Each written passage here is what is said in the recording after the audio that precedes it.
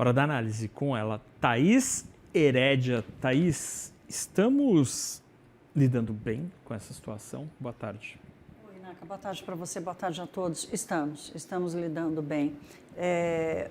Primeiro, o Brasil tem um histórico e tem ali vamos dizer assim, um repertório de lidar com questões sanitárias que já tem um reconhecimento, como a gente vem dizendo aqui desde o começo, né?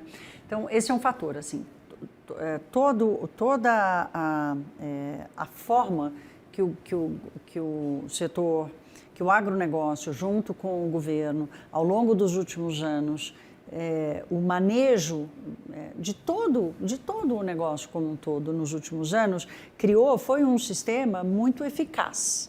E tem que ser eficaz quando as coisas estão boas e tem que ser eficaz também quando as coisas não estão boas, né? E esse é mais um exemplo de crises que o Brasil passou e que conseguiu sair bem.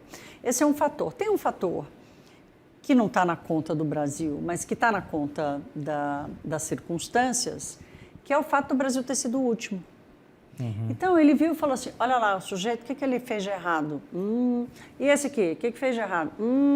Então, o Brasil testemunhou tudo o que os grandes países, enormes produtores, referências no mundo para carne de frango, fizeram de errado.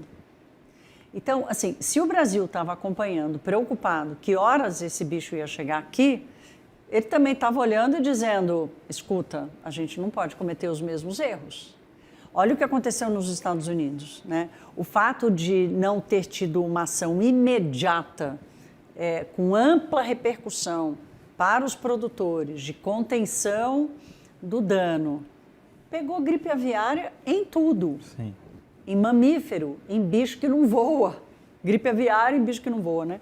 Então, eu acho que o Brasil tá gerindo bem essa situação por esses dois fatores.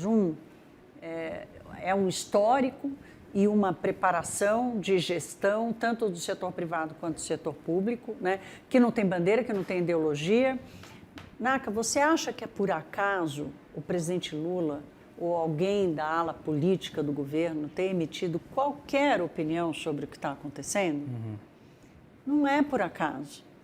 Essa é uma crise, diferentemente, por exemplo, da fraude do INSS, que o governo escolheu ser tocada pela burocracia. Essa é uma crise que o governo, que a melhor coisa que o governo faz é não politizar.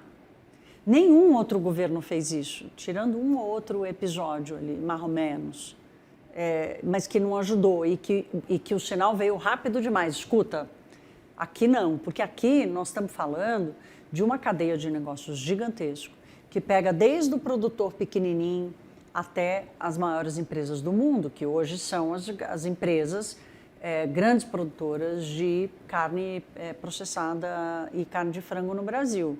É gente muito grande, é uma cadeia gigantesca de negócios, é uma relação com 160 países, não é um produtinho, não é um mercado pequeno. Então, assim, para o Brasil continuar sendo a referência, ter o tamanho que ele tem hoje, ocupando o espaço que ele tem hoje, como o maior produtor de frango do mundo, 40% de toda a carne de frango do mundo que é comida no mundo inteiro, saiu daqui.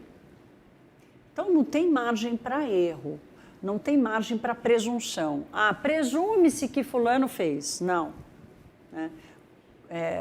Eu estava conversando com o Pedro Cortes, né, sobre essa ação do Brasil, a rapidez da ação do Brasil. É óbvio que a fechadura do portão quebrou e que o bicho entrou, né? Então, assim, toda hora que a fechadura quebra e o portão se escancara, precisa rever a fechadura.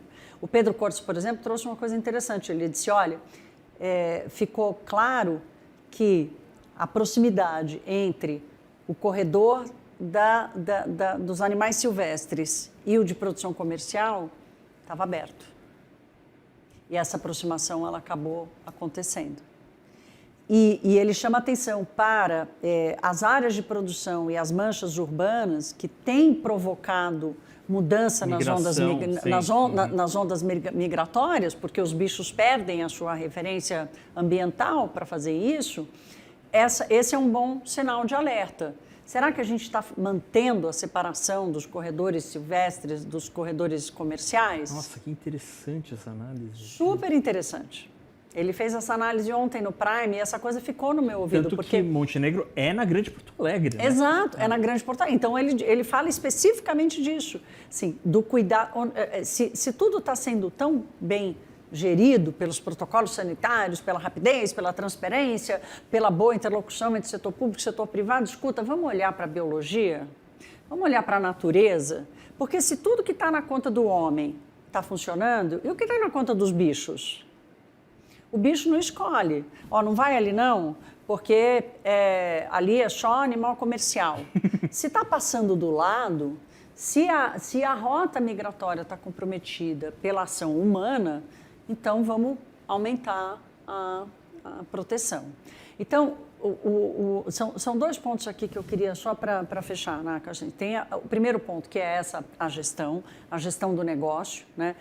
Tem uma preocupação do tamanho do prejuízo,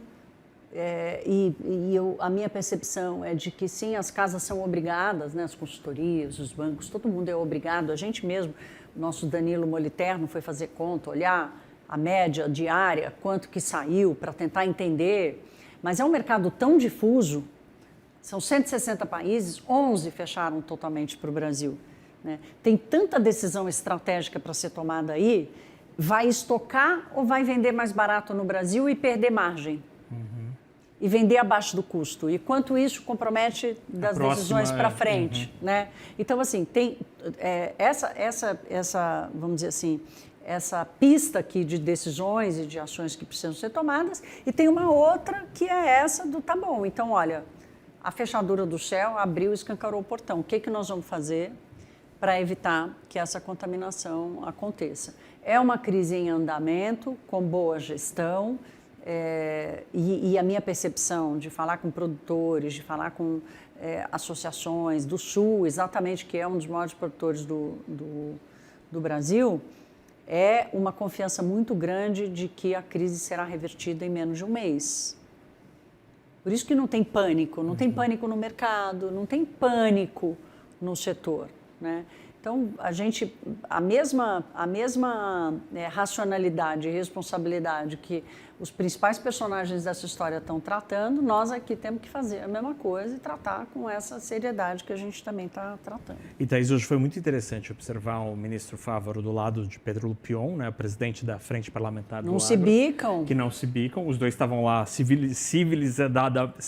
profissionalmente, um do lado do outro, de maneira muito respeitosa, e aparentemente a reunião realmente foi boa, porque chegaram a vários consensos sobre as grandes pautas do setor, e desde ontem o ministro Fávaro tem batido muito na tecla, e aparentemente com anuência, com o apoio da FPA, para a criação de um fundo sanitário, porque as mudanças climáticas e o impacto disso no mundo...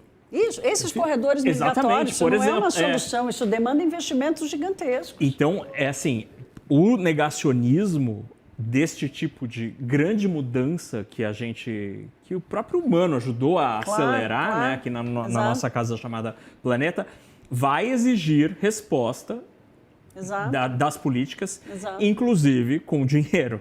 Que no caso do fundo vai ter que ser. Não, e os ambientalistas estão avisando, né? O Pedro Cortes é um ambientalista e ele faz exatamente esse chamado, né? Ó, da conta dos homens aí, vocês estão dando tudo certo, né? Estão agindo direitinho, seguindo o livro-texto e tal. E da conta dos bichos, né? O que está faltando? E vai demandar investimento. Há vários fundos privados que já dão conta de fazer algum acolhimento dos produtores, o próprio governo, e aí entra um pouco da politização.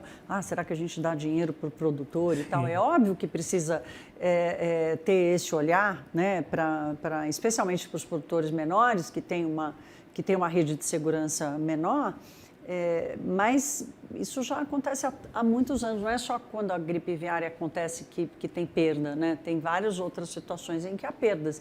E o mercado seguiu, e o setor segue crescendo em produtividade, em rentabilidade, em geração de renda, porque foi se ajeitando, foi criando mecanismos de compensação ao longo do caminho, porque se tem uma coisa que esses caras fazem é correr risco por coisas imponderáveis o tempo inteiro, né? Então, assim, com tanta probabilidade, com tanta coisa imponderável, e ainda assim eles conseguem continuar crescendo, ganhar produtividade, competitividade, eficiência e tudo mais, é porque estão tomando conta direito dessa história. Agora, se na parte ambiental, se na parte climática, se do lado dos bichos, a única coisa que a gente está fazendo é atrapalhar a vida deles, uma hora A conta chega. a conta chega.